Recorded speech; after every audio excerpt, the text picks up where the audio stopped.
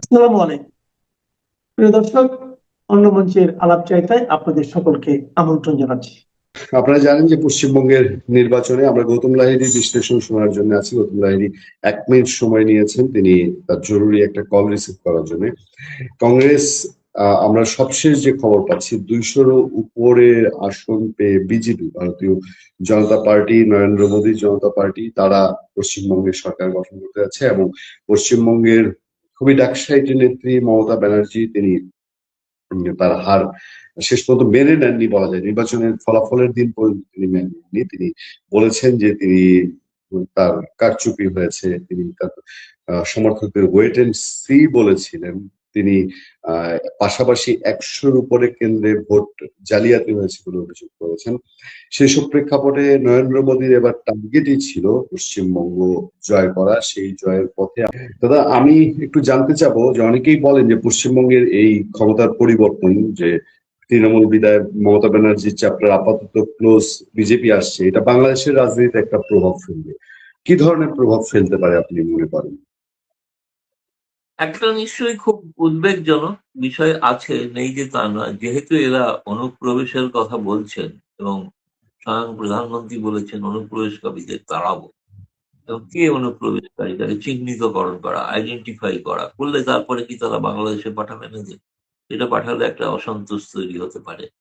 আপনি দেখেন পশ্চিমবঙ্গের সীমান্তবর্তী এলাকাগুলোতে এবার জামায়াত ইসলামপন্থী সাংসদরা জয়লাভ করেছে।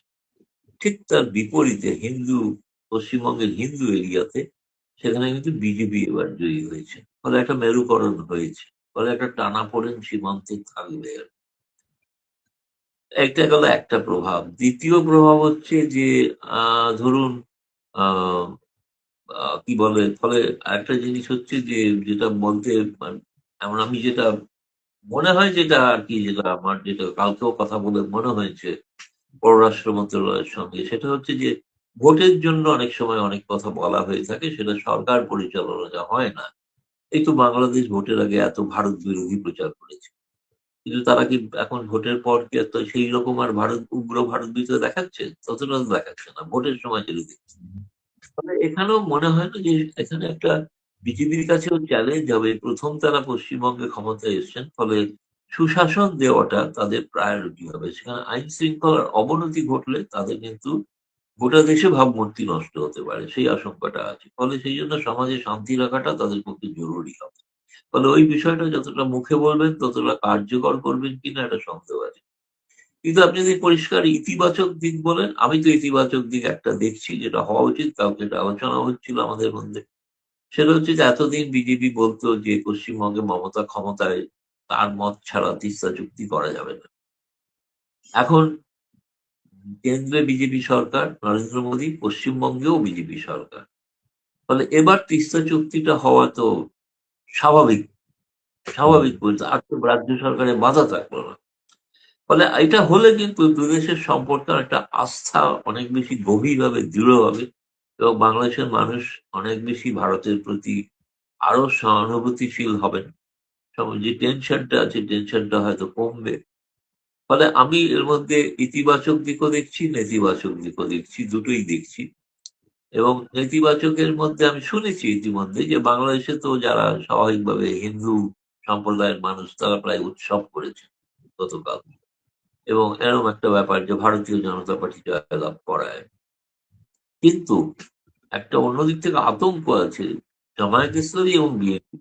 আপনি জানেন যে, সেটা আপনি বোধহয় দেখিয়েওছেন কালকে, যে একটা সময় শুভেন্দু অধিকারী শেখ হাসিনার পক্ষে সরাসরি বক্তব্য রেখেছেন, এবং এও বলেছিলেন যে শেখ হাসিনাকে সালাম করে এসে নিয়ে যেতে হবে, মানে তাকে ফেরত পাঠানো নয়, সসম্মানে এই বাংলাদেশিরা নিয়ে যাবে, এটা তিনি বলেছিলেন। মানে তার যে এই যে শেখ হাসিনার প্রতি যে প্রীতি, সেই কারণেই ধরুন আপনার আগের কথায় আমি যেটা বলেছিলাম, যেটা নিয়ে অনেকের আগ্রহ, যে জুলাই আগস্ট বা কিছু একটা ঘটছে, আওয়ামী লীগ ফিরবে কি ফিরবে না। যদি শুভেন্দু অধিকারী সত্যি সেই কথাটা বলে থাকেন, তাই তো নিশ্চয়ই বাস্তবায়ন হবে, আশা করছি। ফলে সেটা একটা বর্তমান বিএনপি এবং জামায়াতের পক্ষে একটা চিন্তার কারণ হবে। তারা চাইবেন যে দিল্লিতে চাপ সৃষ্টি করে এটা যেন শুভেন্দু অধিকারী করার চেষ্টা না করেন। বা আওয়ামী লীগদের আবার ফিরিয়ে নিয়ে যাওয়া সেখানে যেন না করেন। তবে ওখানে যেন একটা আশা আছে, যেখানে আগে যে হিন্দুরা যে এখানে একটা বিজেপি সরকার প্রতিষ্ঠিত হওয়ার পর তাদের ধারণা হয়েছে যে হিন্দুদের প্রতি এখন অনেক বেশি বাংলাদেশেও বিএনপি সরকার সহনশীলতা দেখাবে, অনেক বেশি তাদের অত্যাচার থেকে রক্ষা করবে। সেটা না হলে কিন্তু পশ্চিমবঙ্গের বর্ডারের সীমান্তিক যে সরকার, সেই সরকার কিন্তু চুপ করে বসে থাকে। ফলে এটা কিন্তু একটা আহ, ভারসাম্যের দিক আমি বলবো, বিপজ্জনক বলবো না, ভারসাম্যের দিক। তাতে তো সমাজে দুদেশেরই শান্তি প্রতিষ্ঠা হবে। দুই দেশের মানুষই যদি, সংখ্যালঘিষ্ঠরা যদি ভালো থাকেন, তাহলে সেই সমাজের প্রগতির পক্ষে মঙ্গল যায়। এবং রাজনৈতিক দিক থেকে শুভেন্দুও যেটা বলেছিলেন সেটা আদতে হবে কি হবে না এ ব্যাপারে ভবিষ্যৎবাণী করে না। একটা ইঙ্গিত আমি আগেই দিয়ে রেখেছিলাম আপনাকে, যে কারণে মনে হয়েছে যে ওখানে আপনাদের ওখানে অনেকেই বলছেন। আমার এটা বলার মূল কারণ ছিল যে আমি ধরছিলাম যে বিজেপি ক্ষমতায় আসতে চলেছে, আর সে শুভেন্দুই যদি মুখ্যমন্ত্রী হয়, তাহলে সেক্ষেত্রে আবার এখানে আওয়ামী লীগপন্থীরা অনেক যথেষ্ট, তারাও উল্লেসিত। তারা কোনো উৎসব করেছেন কিনা আমি বলতে পারবো না, জানি না।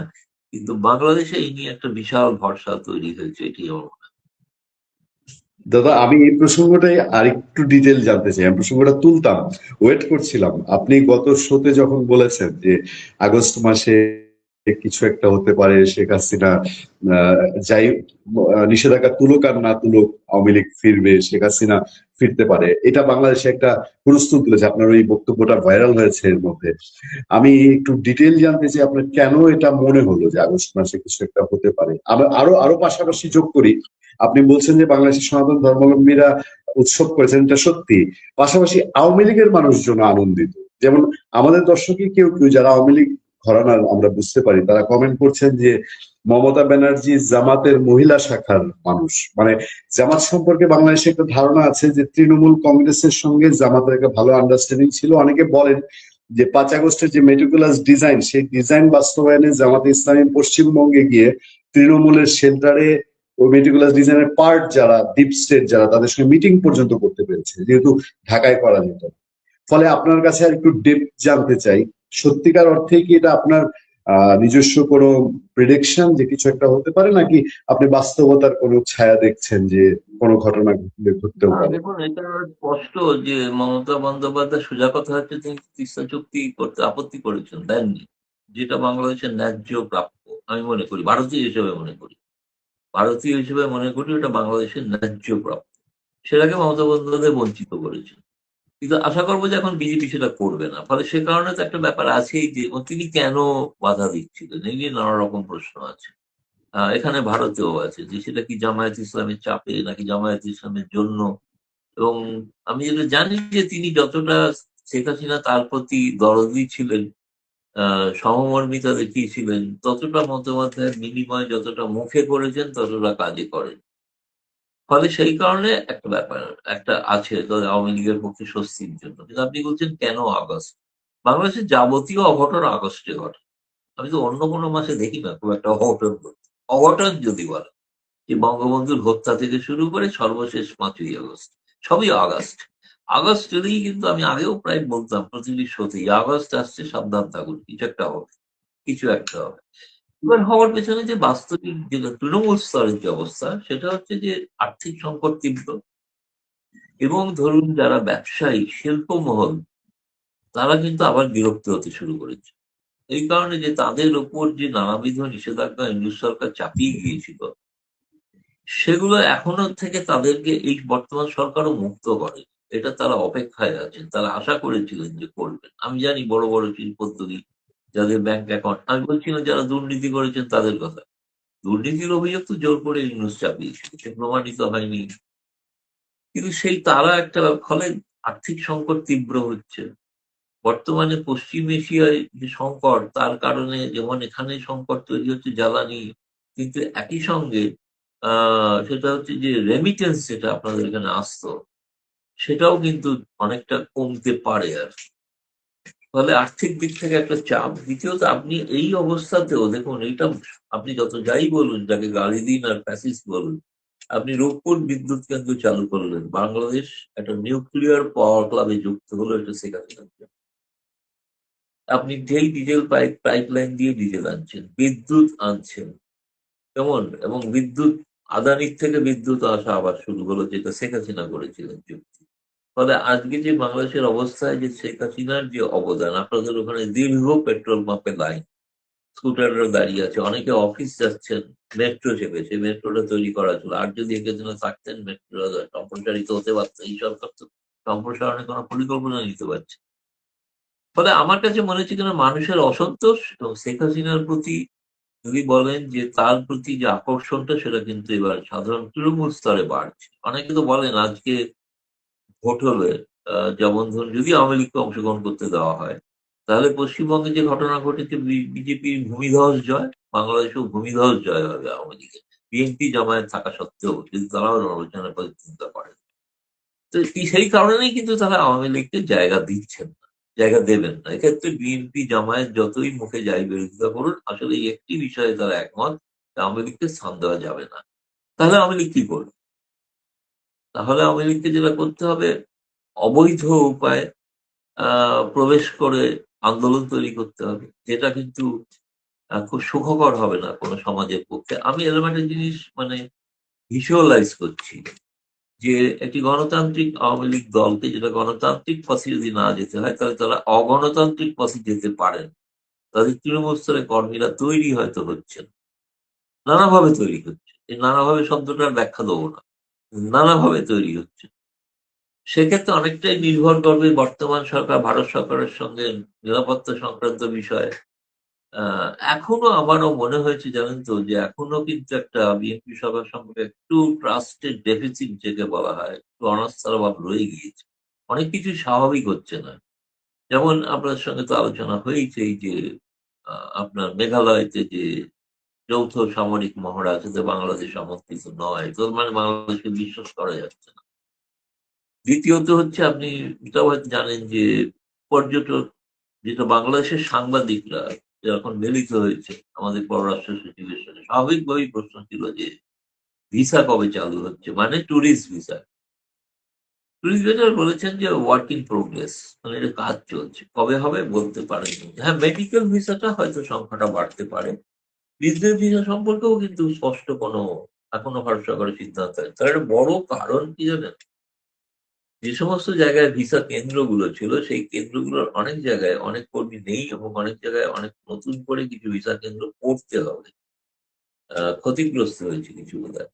তো সেইগুলোর ব্যাপারে কিন্তু এখনো বাংলাদেশ সরকার কোনো সম্মতি দেয়নি যে এইখান থেকে আবার ভারতীয়দের জন্য ভিসা দেওয়া হোক, এই ভারতে যাওয়ার জন্য।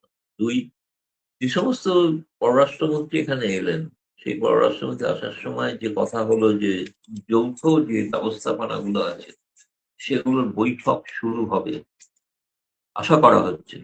হতে তো হবেই, যেমন গঙ্গা চুক্তি নিয়ে বৈঠকটা তো শুরু হতে হবে ইমিডিয়েটলি, নাহলে 26 সালের মধ্যে এই চুক্তি সই হতে হবে। কিন্তু আমাদের কাছে যেটা খবর, সেটা হচ্ছে বাংলাদেশ সরকার কিন্তু কোনোটাতেই এখনো কোনো ইতিবাচক সম্মতি দেয় যে এই আলোচনাটা শুরু করা হোক। এটা আমি জানি না হবে কি হবে না। গতকাল বিদায়ী হাই কমিশনার প্রণয় রমা পররাষ্ট্রমন্ত্রীর সঙ্গে সাক্ষাৎ করেছেন। আমার মনে হয় তিনি হয়তো আরেকবার স্মরণ করিয়েছেন যে কবে থেকে আমরা আলোচনাগুলো শুরু করতে পারি।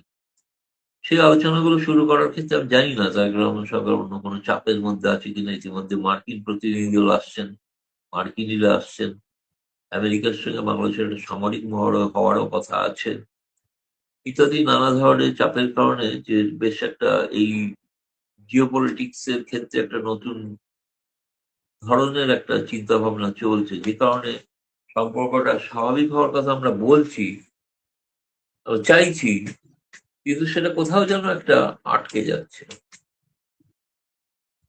পূর্ণিয়া স্যার। দাদা, আমি অনুষ্ঠানের প্রায় শেষ পর্যায়ে আছি। আমি আরেকটা বিষয়, এই বিষয়টা আমাদের কাছে অনেক সময় খটকা লেগেছে। দেখেন, শেখ হাসিনা এবং মমতা ব্যানার্জি এই দুজনের সম্পর্ক, ব্যক্তিগত সম্পর্ক আমরা জানি খুব ভালো ছিল, অন্তত আমরা সারফেসে যা দেখতাম।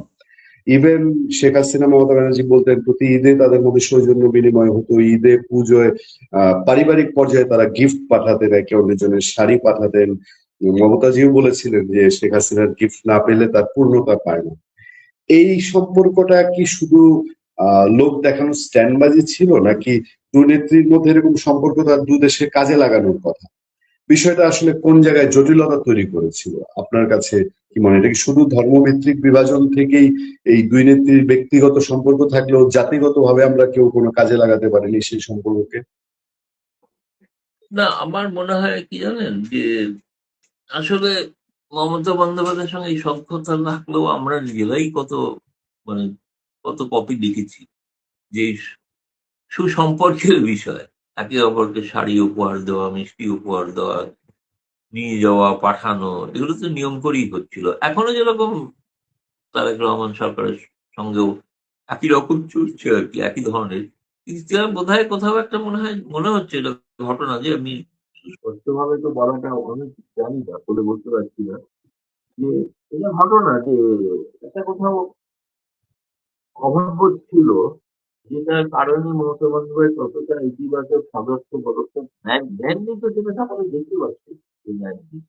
তিনি বললে তিনি সব কথা হওয়ার পরেও 2011 সালে কেন চুক্তি থেকে পিছিয়ে এলেন, তিস্তা চুক্তি থেকে, যেটা অজুহাত দেখিয়েছেন যে পানির সংকট। তিনি তার পানির সংকট থাকা সত্ত্বেও কর্মরত এগিয়ে হয়েছিল। এবং আপনাকে এই সঙ্গে বলে রাখি, সেই সময় কিন্তু দিনের তিনি কেন্দ্রীয় মন্ত্রিসভায় মন্ত্রী প্রতিনিধিত্ব করতেন তৃণমূল কংগ্রেসের। ক্যাবিনেটের মিটিং এ কিন্তু দিনের তিনি যিনি হাই কমিশন হয়ে যাচ্ছেন, তার সঙ্গে কিন্তু প্রণব মুখার্জির ব্যাপক তর্কাতর্কি হয়। এবং তর্কাতর্কি হয় এইভাবেই যে প্রণব মুখোপাধ্যায় বলেছিলেন যে তিস্তা চুক্তি করতেই হবে, এবং দীনেশ ত্রিবেদী মমতার কথাতেই তিনি বলেছিলেন এটা করা যাবে না। ফলে এই নিয়ে বেশ তর্কাতর্কির কথা আমরা নিজেরা লিখেছি। আমি যে বইতে লিখেছি সে বইটাতেও আমার দীর্ঘ এ ব্যাপারে তিস্তা সম্পর্কে বক্তব্য আছে, কি হয়েছিল। কিন্তু এখন দীনেশ ত্রিবেদী ভারতীয় জনতা পার্টিতে, ভারতীয় জনতা পার্টির প্রধানমন্ত্রী নরেন্দ্র মোদীর প্রতিনিধি হয়ে বাংলাদেশে যাচ্ছেন। তাহলে আমার মনে হয় না তার উপর থেকে এখন মমতা বন্দ্যোপাধ্যায়ের ব্যাগেজটা নেমে গেছে। ফলে তিনি এখন সেই অর্থে মুক্ত। আশা করি তিনি প্রধানমন্ত্রী মোদী যেরকম চাইবেন সেরকম ধরনের সম্পর্কই রাখার চেষ্টা করবেন না। তবে হ্যাঁ, এইটা বাংলাদেশের ক্ষেত্রে আমি বলবো যে আমি ব্যক্তিগতভাবে মনে করি যে এটা ঘটনা যে ভারতীয় জনতা পার্টি ক্ষমতায় আসায় আমার ধারণা যে বাংলাদেশের ক্ষেত্রে অনেক কিছু আমরা অনেক ইতিবাচক পদক্ষেপ দেখতে পাবো, যেটা মমতা বন্দ্যোপাধ্যায়ের সময় হচ্ছিল না। সবশেষ প্রশ্ন দাদা, আমি শেখ হাসিনা প্রসঙ্গে যেতে চাই। বাংলাদেশের বাস্তবতা যেটা, বাংলাদেশের মতো তৃতীয় বিশ্বের একটা দেশে ক্ষমতা পরিবর্তন বা জনগণের ম্যান্ডেট পাওয়াটা এটা খুব দুরূহ। এটার সাথে অনেক কিছু ইনভলভ থাকে, আহ, পরাশক্তিগুলোর খেলা ইনভলভ থাকে। শেখ হাসিনার জনপ্রিয়তা আপনি যাই বলেন, যেই পর্যায়ে বলেন, বাস্তবতা বাংলাদেশের যে শেখ হাসিনা বা আওয়ামী লীগ আসবে, এখানে বাংলাদেশে আওয়ামী লীগ এবং শেখ হাসিনা বিরোধী যারা ওই সংসদে বিরোধী দল সরকারি দল থাকলেও তারা একত্রিত হয়ে যাবে। সেক্ষেত্রে আপনি যে বলছেন যে পরিস্থিতি যাই হোক শেখ হাসিনা ফেরা ত্বরান্বিত হতে পারে, এইটা আপনার কাছে কেন মনে হচ্ছে? আমি এটা দিয়ে আজকে অনুষ্ঠানটা শেষ করতে চাই। না, আপনাকে তো আমি কতগুলো ডেডলাইন বললাম, এবং যেটা বললাম যে যিনি সম্ভবত মুখ্যমন্ত্রী হতে চলেছেন তার প্রকাশ্য বক্তব্য এটা। তিনি যদি প্রকাশ্য বক্তব্য কথার কথার জন্য বলে থাকেন তা তো না, হয়তো সেই সময় তিনি বিএনপি বা জামায়াতকে একটু হুমকির চোখে দেখানোর জন্য বলে থাকতে পারেন। তার উপর তো কোনো নির্ভর করবে না, কিন্তু দীর্ঘকাল আমি মনে করছি যে সেটা সবটাই নির্ভর করবে তারেক রহমান সরকার ভারত সরকারের সঙ্গে কি ধরনের সম্পর্ক রাখতে চাইছেন তার উপরে।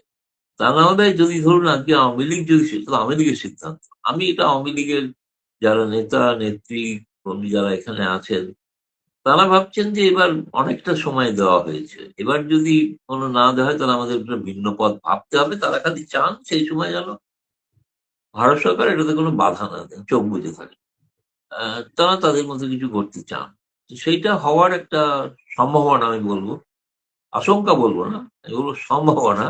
এটা নির্ভর করবে তারেক রহমান সরকার কিভাবে। কিন্তু আমি যেটা শুনেছি তারেক রহমান জামায়াত এ ব্যাপারে একমত যে আওয়ামী লীগকে কোনোভাবেই কোনো স্পেস দেওয়া যাবে না। এটা যখন জানা যাচ্ছে স্পেস দেওয়া যাবে না, তখন তারা তো চিরকাল চুপ করে বসে থাকতে হবে। 4 কোটি অন্তত সমর্থক আছে বাংলাদেশে, সকলে সশস্ত্র নয়। কিন্তু বঙ্গবন্ধুর ডাকে যদি একদিন সবাই সশস্ত্র হতে পারে, তো এদিন তো শেখ হাসিনার ডাকেও কেউ না কেউ হতে পারে, তাই না? তো সেই জন্য বলছি একটা বেশ ঘটনাবহুল আগামী দিনের বাংলাদেশ আমি এটা মনে করছি। আজ আমার রাজনৈতিক বিশ্লেষণ হিসেবে আমার কাছে কোনো নির্দিষ্ট তথ্য নেই যে আমি এইটা যে অমুক তারিখ থেকে এই ঘটবে, এরকম আমি বলছি না। আমি বলছি এই ঘটনাটা সৌভাগ্য হোক দুর্ভাগ্য হোক, এর আগের যেগুলো অতীতগুলো কিন্তু আওয়ামী লীগের সময়ও কিন্তু আমি বলেছিলাম যে অঘটন ঘটবে, এবং সেই আমার বক্তব্য তদানীন্তন ইউনূস সরকারের প্রেস সচিব তিনি ফেসবুকে পাবলিসিটি দিয়েছিলেন যে গৌতম রায় বলেছে। আমি তো 23 সালে বলেছিলাম, আমি যে বইটা লিখেছিলাম সেই বইটাতে এটাও লিখেছিলাম যে শেখ হাসিনা জয়ী বাবু মোহাম্মদ ইউনূস কিন্তু একটা গুরুত্বপূর্ণ নির্ণায়ক ভূমিকা নিতে চলেছেন। তখন নেননি তো, তিনি চলেছেন। তারপরে তিনি কিভাবে নিলেন সেটা সেই বই আগামী দিনে প্রকাশিতব্য, তখন হয়তো জানতে পারবেন ডিটেল। কিন্তু আমি বলছি সেটা তখন আমার জানা ছিল, ফলে এখনো আমার বিশ্লেষণই করছি এটা। আমি কোনো আমার একটা উপসংহার টানছি, তো কোনো একটা বিশ্লেষণ থেকে একটা উপসংহারে আসতে হবে। আর একটা পিএইচডি থিসিস এর মতো। তো সে থেকেই সেরকমই বলছি, সুনির্দিষ্ট কোনো কেউ যেন না ভাবে লেখে যে ডিপ স্টেটের লোক গৌতম রায় ডিপ স্টেট থেকে খবর পেয়ে লিখছে। আমি জানি ওই ঘটনাটা তো অনেক উঠতে, এখানেও আমার ডিজিএফআই এর লোকেরাও আমার সঙ্গে যোগাযোগ করছেন যে কথা বলতে চাই একটু, মানে তাকে তথ্য দেবো। তথ্য দিলে তো আমার তো দুটো তথ্য দেওয়ার কথা, এবং সেটা বলে আমি শেষ করি। সেটা হচ্ছে, প্রথম বলবো সমস্ত সাংবাদিকদের মুক্তি দিন, তাহলে ভারতীয় সাংবাদিকদের শুভেচ্ছা পাবেন। আর দ্বিতীয়ত হচ্ছে যে আপনি রাজনীতির স্বাভাবিক কর্মকাণ্ড করতে দিন, তাহলে কিন্তু ভারত আপনার পাশে এত শক্ত হবে। ২১ বছর রাজপথে থাকা আওয়ামী লীগকে পুনর্গঠিত করে শক্তিশালী আওয়ামী লীগের নেতৃত্বে সরকার গঠন হয়েছে কিন্তু শেখ হাসিনার নেতৃত্বে। বঙ্গবন্ধু হত্যাকারীদের বিচার করা যাবে না যে ইনডেমনিটি অর্ডিন্যান্স, তাকে বাতিল করে খুনিদের দর্পচূর্ণ করে তাদের বিচার হয়েছে কিন্তু শেখ হাসিনার উদ্যোগে। যুদ্ধ অপরাধীরা অত্যন্ত শক্তিশালী হয়েছিল, তাদের স্পর্শ করা যাবে না, এই দাম্ভিকতাকে চূর্ণ করে তাদের বিচার হয়েছে কিন্তু শেখ হাসিনার নেতৃত্বে।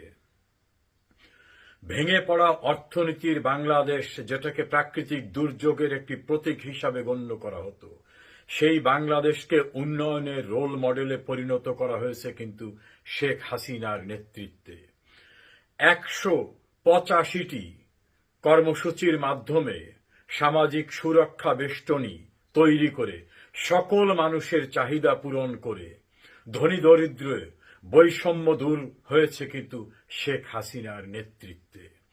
৫৫ বছরের বাংলাদেশের ইতিহাসে সবচেয়ে বড় বড় প্রকল্প যা বিস্ময়কর, পদ্মা সেতু, মেট্রো রেল, রূপপুর পারমাণবিক বিদ্যুৎ উৎপাদন কেন্দ্র, কর্ণফুলী নদীর তীরে টানেল, ঢাকায় বিশ্বের বিস্ময়কর থার্ড টার্মিনাল, এলিভেটেড এক্সপ্রেসওয়ে, শতভাগ বিদ্যুতায়িত ব্যবস্থা, প্রতিটি গ্রামে ইন্টারনেট পৌঁছে দেওয়া, নারীদের শিক্ষাকে অবৈতনিক সুযোগ দেওয়া সহ যে অকল্পনীয় উন্নয়ন হয়েছে তা কিন্তু শেখ হাসিনার নেতৃত্বে হয়েছে। অন্তত ২০ বার তাকে হত্যার চেষ্টা করা হয়েছে। সেই হত্যা চেষ্টার পরেও কোনোভাবে পরাভব না মেনে বাঙালি জাতির সারথি হিসাবে যিনি গোটা জাতিকে নিয়ে এগিয়ে গেছেন, সেটা কিন্তু শেখ হাসিনা। মনে রাখতে হবে, শেখ হাসিনাকে অন 11 সরকার রাজনীতি থেকে বিতাড়িত করার জন্য মিথ্যা বানোয়াট দুর্নীতির মামলা তৈরি করেছিল। সেই অসংখ্য মামলার প্রতিটিকে আইনি মোকাবেলা করে তিনি প্রমাণ করেছেন দুর্নীতির সঙ্গে তিনি সম্পৃক্ত না। সেটা কিন্তু শেখ হাসিনা। সকলকে একত্রিত করে মায়ের মমতা দিয়ে বাংলাদেশকে এগিয়ে নিয়ে যাওয়ার, মুক্তিযুদ্ধের শক্তিকে সম্মিলিত করার যে বিস্ময়কর দৃষ্টান্ত স্থাপন হয়েছে বাংলাদেশে, তা কিন্তু শেখ হাসিনার নেতৃত্বে হয়েছে। সেই শেখ হাসিনা এখনো আছেন। তিনি যেখানেই শারীরিকভাবে থাকুন না কেন, বাংলাদেশের মানুষের সঙ্গে তিনি সম্পৃক্ত রয়েছেন। প্রতিনিয়ত তিনি বিভিন্ন ফোরামে কথা বলছেন, কর্মীদের সুখ দুঃখ শুনছেন, অসহায় নিঃস্ব ক্ষতিগ্রস্ত পরিবারের সঙ্গে মত বিনিময় করছেন। অপরাপর যা কিছু করার দরকার তা সবকিছুই তিনি করতেছেন। ফলে আমাদের নেতা কর্মীদেরকে আমি অনুরোধ করব, মনে রাখবেন, আমাদের একজন অন্ধকার থেকে আলোকবর্তিকা হাতে নিয়ে অপ্রতিরোধ্য গতিতে এগিয়ে যাওয়ার, নেতৃত্ব দেওয়ার মানুষ আছেন, তিনি একজন শেখ হাসিনা। আত্মবিশ্বাস রাখুন, এই দুঃসময়, দুর্যোগে, প্রতিকূলতা মোকাবেলা করে তার নেতৃত্বে আমরা যে এগিয়ে যাব সেটা খুব দূরে না। ইনশাআল্লাহ আমরা যে যেখানে আছি সেখান থেকে আমরা কাজ করছি। আমাদের লক্ষ লক্ষ নেতাকর্মীরা নির্যাতনের শিকার, কারা নির্যাতনের শিকার, হত্যাকাণ্ডের শিকার হচ্ছে, কারাগারে হত্যার শিকার হচ্ছে। মিথ্যা মামলা দিয়ে তাদেরকে সাজা দিয়ে এবং সকলকে দুর্নীতিবাজ সাজাবার জন্য পরিকল্পিতভাবে যে ষড়যন্ত্র হচ্ছে, এই ষড়যন্ত্র টিকবে না। বাংলাদেশের এখন রিকশাওয়ালা, শ্রমিক, রাস্তায় সবজি বিক্রেতার থেকে শুরু করে সাধারণ মানুষ, এমনকি যারা শেখ হাসিনার বিরোধিতা করতেন, তাদেরও এখন ভুল ভেঙেছে। একজন প্রখ্যাত সাংবাদিক বলছেন যে আমি একটা রাম ছাগল, আমি চিনতে পারিনি, শেখ হাসিনা চিনেছে। বাংলাদেশকে ধ্বংস করার ব্যক্তি ইউনূস। আজকে সকলের মুখে উচ্চারণ শেখ হাসিনাই ভালো ছিল। শেখ হাসিনার বিকল্প শেখ হাসিনা, এই বিষয়টা মাথায় রাখবেন। শেখ হাসিনা যা করেছে, এই বিস্ময়কর সৃষ্টি কেউ করতে পারেনি। তিনি বাংলাদেশকে বন্ধক দেননি, তিনি গোলামি চুক্তি করেননি, তিনি বিশ্বমোড়লদের কাছে বাঙালির অধিকার বিসর্জন দেননি। তিনি বহু পূর্বে বলেছিলেন যে একটি দেশ চায় আমাকে ক্ষমতা সরাতে, কারণ তাদের স্বার্থ রক্ষা করছি না আমি। আজ প্রমাণিত হয়েছে দেশের স্বার্থ সবচেয়ে বড় শেখ হাসিনার কাছে, ক্ষমতা নয়, বাংলাদেশই তার কাছে বড়, যেটা তার বাবার কাছ থেকে তিনি শিক্ষা নিয়েছিলেন। তার বাবার নেতৃত্বে পরাধীনতার শৃঙ্খল ভেঙে স্বাধীনতা পেয়েছি, আর অর্থনৈতিক মুক্তি সহ সমৃদ্ধ বাংলাদেশ এসেছে শেখ হাসিনার নেতৃত্বে। কোনোভাবেই দুর্ভাবনার কারণ নেই, হতাশ হওয়ার কারণ নাই। সেদিন খুব দূরে না যে শেখ হাসিনার নেতৃত্বে আমরা আবার আমাদের ঋত গৌরব পুনরুদ্ধার করব ইনশাআল্লাহ। সে প্রস্তুতি আমাদের সম্পন্ন হওয়ার পথে। বাংলাদেশের সঙ্গে ভারতের যে সম্পর্ক, এটি কোন পর্যায়ে আছে? শেখ হাসিনার জামানাতে যে একটা অবিস্মরণীয় সম্পর্ক স্থাপিত হয়েছিল ভারতের সঙ্গে, তার ফলে কি হতো, ঢাকার কমলাপুর স্টেশন থেকে সরাসরি ট্রেনে কলকাতা যাওয়া যেত, আবার কলকাতা থেকে সরাসরি ট্রেনে ঢাকা আসা যেত। নদীপথে বুড়িগঙ্গা থেকে, সদরঘাট থেকে বা অন্য কোনো জেটি থেকে সেই যে জাহাজ সোজা কলকাতাতে চলে যেত। তারপর বিভিন্ন সীমান্ত দিয়ে বাংলাদেশের সঙ্গে যে ভারতের পর্যটন সুবিধা, ব্যবসা বাণিজ্য থেকে শুরু করে অন্য যা কিছু রয়েছে, সেটি এমন একটা লেভেলে পৌঁছে গিয়েছিল, যারা কেবলই মাত্র এই ব্যবসা বাণিজ্যের সঙ্গে সম্পৃক্ত তারা বলতে পারবেন যে ওই সময়টা কেমন ছিল। আর আমরা যারা বিভিন্ন সময়টিতে ভারতের সমালোচনা করে আসছিলাম, তারা এই ভারতের কাছে দেশ বিক্রি করে দেওয়া হচ্ছে, ইজ্জত থাকছে না, আমাদের দেশ সিকিম হয়ে যাচ্ছে, আর শেখ হাসিনা দিল্লির দাসী, এই কথাগুলো কিন্তু আমরা বারবার বলে আসছিলাম।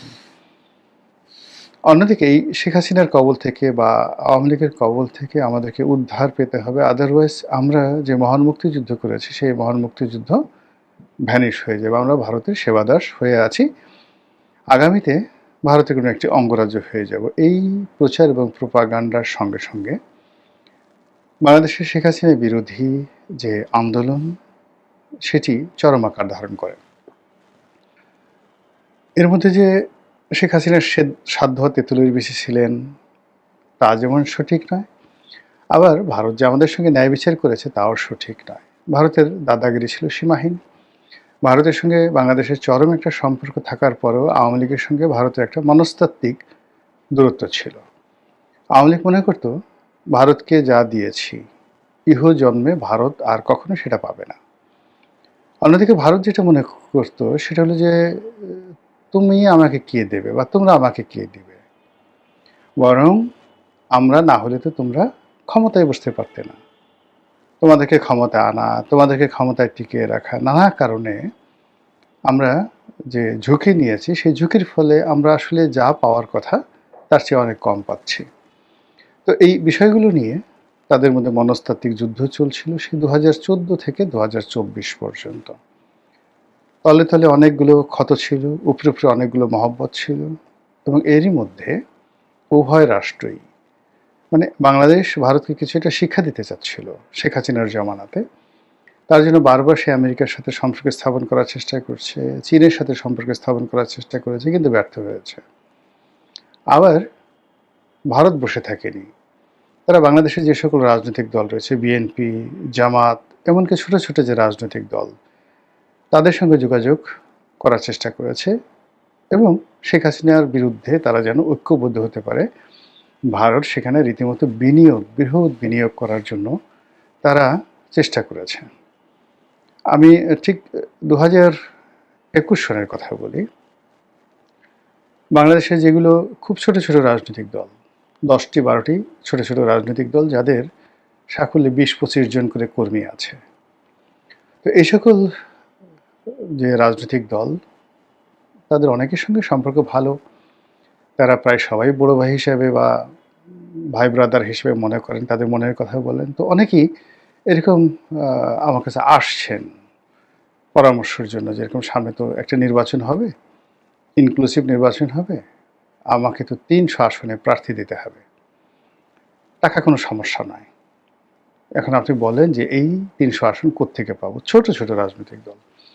এবং আমি অবাক হয়ে ভাবলাম যে তারা যে ডায়ালগগুলো দিচ্ছে, কথাবার্তাগুলো বলছে, তো এক দলের সঙ্গে অন্য দলের কথা প্রায় হুবহু। নিঃসন্দেহে তারা অফার পেয়েছে এবং সেই অফারটা যে তারা রয়ের কাছ থেকে পেয়েছে এতে কোনো সন্দেহ নেই। তো এ থেকে আমি বুঝলাম যে সেই 2021 সনে বা 22 সনের ওই সময়টাতে আমি যে টকশোগুলো করেছি, এই কথাগুলো আমি একাধিকবার বলেছি যে যাদের মুখ থেকে যে কথাগুলো শুনছি সেই কথাগুলো আসলে শোনার কথা নয়।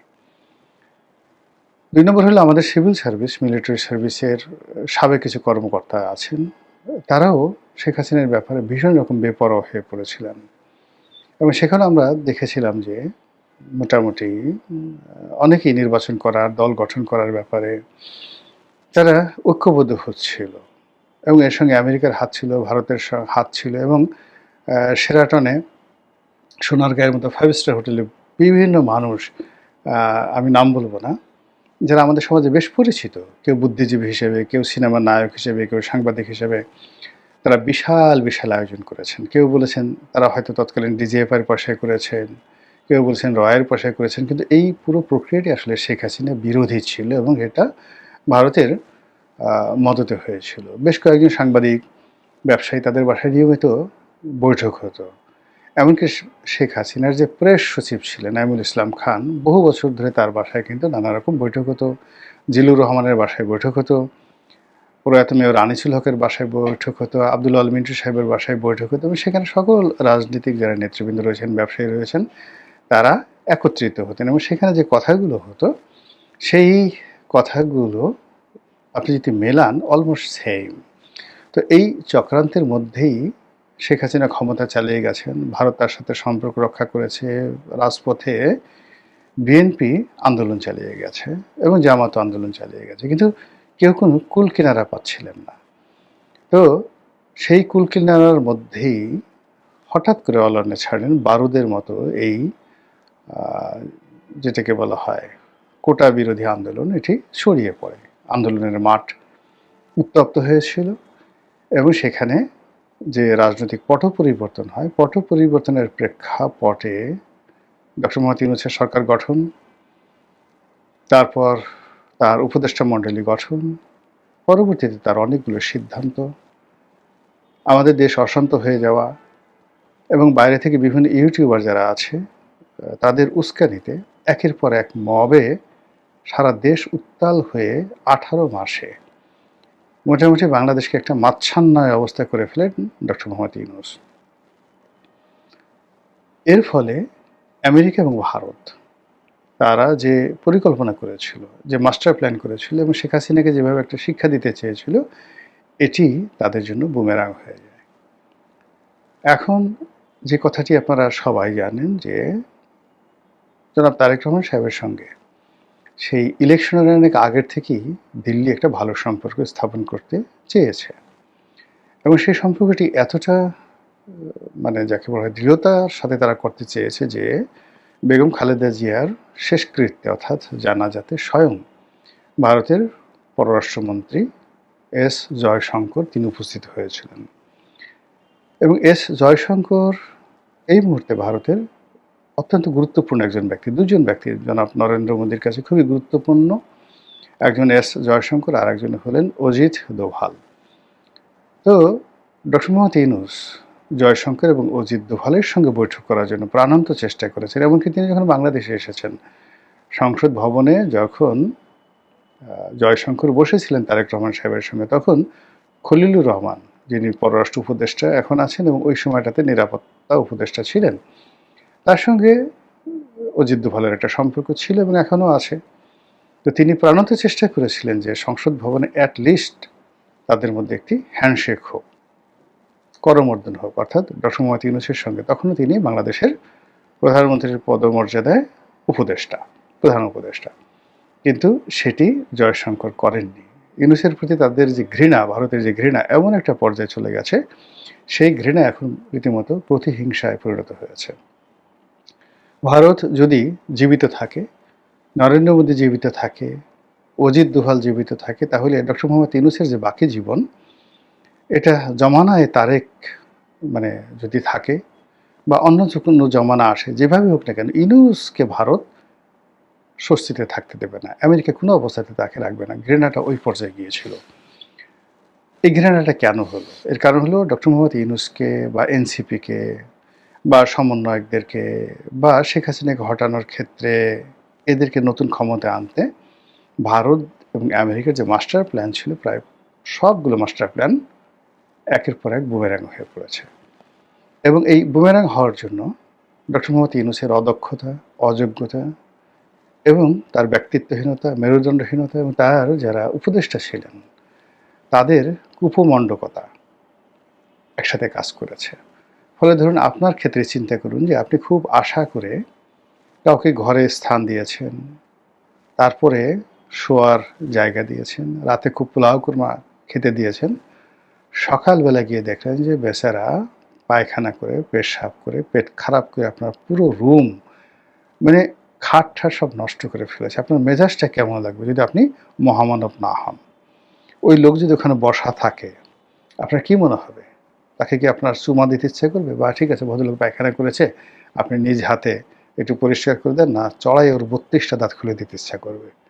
তো ওইরকম যারা বিদেশি শক্তি পিছন থেকে যারা ইনভেস্ট করেছে, ধরেন আমেরিকা ইনভেস্ট করেছে,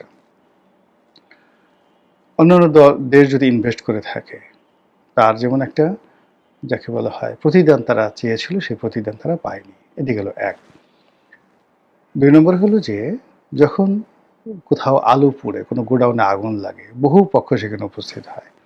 তো বাংলাদেশে শেখ হাসিনার অবর্তমানে প্রায় সবাই ঝাঁপিয়ে পড়েছে এই দেশ দখল করার জন্য, এই দেশ থেকে সুবিধা নেওয়ার জন্য। সেটা পাকিস্তান, চীন, আমেরিকা, ভারত, সবাই, এমনকি ইউরোপীয় ইউনিয়ন, সবাই এখানে, এমনকি ফ্রান্স, তারাও ঝাঁপিয়ে পড়েছে। কিন্তু এখানে ডক্টর মোহাম্মদ ইউনূসকে চাপে ফেলে যেভাবে একটা চুক্তির মধ্যে আমেরিকা তাকে জড়াতে পেরেছে, অন্য কেউ এখানে কিছু করতে পারেনি। সবাই এখানে আলু ভর্তা তো দূরের কথা, আলুর যে মানে চামড়া, এটাও তারা পায়নি। ফলে বুঝতে পারেন যে এই লোকের প্রতি তাদের যে ক্রোধ অনেক অনেক বেশি। যা হোক, সে তারপরে ওই ঘটনার পরে একটা নির্বাচন হলো, ধরে নেওয়া হয় সেই নির্বাচন হওয়ার পেছনে 90% এফোর্ট ছিল ভারতের। এই যে 2026 সনে যে নির্বাচন হয়েছে, ধরে নেওয়া হয়, আমি আবার বলছি, আমার কাছে কোনো সুনির্দিষ্ট তথ্য নেই, হঠাৎ করে ডক্টর মোহাম্মদ ইউনূসের উপর চাপ প্রয়োগ করা, তারপর তাকে নির্বাচনে রাজি করা, তারেক রহমান সাহেবকে বাংলাদেশে আনা, ইত্যাদি সব বিষয়ে ধরে নেওয়া হয় ভারতের 90% এখানে এফোর্ট ছিল। আর 10% এফোর্ট হলো আমেরিকা। তারা ভারতকে শুধু এখানে সায় দিয়েছে। আপনারা অনেকেই জানেন যে ভারতের সাথে, অর্থাৎ নরেন্দ্র মোদীর সাথে ডোনাল্ড ট্রাম্পের এখন যে সম্পর্ক অত ভালো না, কিন্তু সেটা রাজনৈতিক পর্যায়ে এবং বাণিজ্যিক পর্যায়ে ভালো না থাকলেও কৌশলগত যে কারণ, সেই কৌশলগত কারণে ভারতের সাথে তাদের যে ইন্দো প্যাসিফিক চুক্তি রয়েছে, তাদের যে এই অঞ্চলের আঞ্চলিক কৌশলগত সম্পর্ক রয়েছে, সেই সম্পর্কগুলোর ক্ষেত্রে এখনও আমেরিকা বা পেন্টাগন ভারতের উপর নির্ভর করে। কাজেই বাংলাদেশে যে বিষয়গুলো রয়েছে সেই বিষয়গুলো ভারত একচেটিয়াভাবে সেই হাসিনার জামানাতে যেভাবে দেখতো ঠিক এই মুহূর্তে তারা আমেরিকাকে ম্যানেজ করে ওইভাবেই দেখছে। তো এই যে নতুন সরকার এলো জনাব তারেক রহমান সাহেবের সরকার, সেই সরকারের উপরে তাদের যে এক্সপেকটেশন ছিল, তাদের যে আগ্রহ ছিল এবং তারা যেভাবে যে বিষয়গুলো আশা করেছিল সেই বিষয়গুলো পরিপূর্ণতা পাওয়া বা সেই বিষয়গুলোর প্রতিদান পাওয়া, এটা ভারত একেবারে প্রথম দিনই বুঝে গেছে যে এটা সম্ভব নয়। যে জনপ্রিয়তা, যে দক্ষতা বা যে দৃঢ়তা মোটামুটি দরকার ভারতকে একটা সুবিধা দেওয়ার জন্য, একটা করিডর দেওয়ার জন্য, ভারতের সঙ্গে কৃত যে চুক্তিগুলো রয়েছে, কিংবা এই গত 1.5 বছরে ভারতের যে ক্ষয়ক্ষতি হয়েছে বাংলাদেশের সঙ্গে সম্পর্ক না থাকার কারণে, এগুলো পুষিয়ে নেওয়ার জন্য বর্তমান সরকারের যে একটা কমিটমেন্ট থাকা দরকার, সেই কমিটমেন্টটি তারা দেখাতে পারছে না।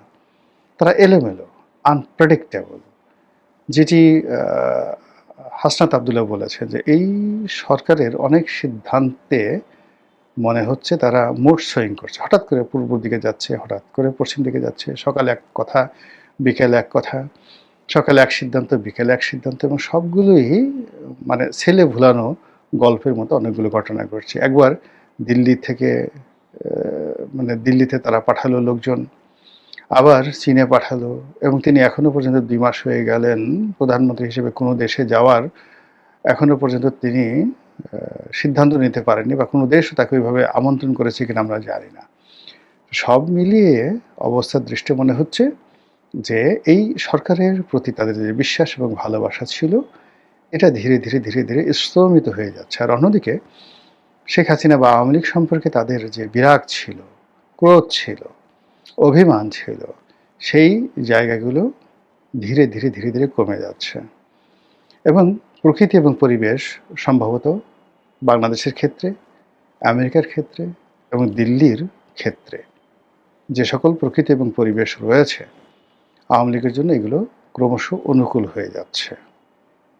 মহান আল্লাহ ভালো জানেন, আমাদের দেশের জন্য তাই হোক যেটি আমাদের জন্য কল্যাণকর। আসসালামু আলাইকুম রহমতুল্লাহি ওয়া বারাকাতুহু।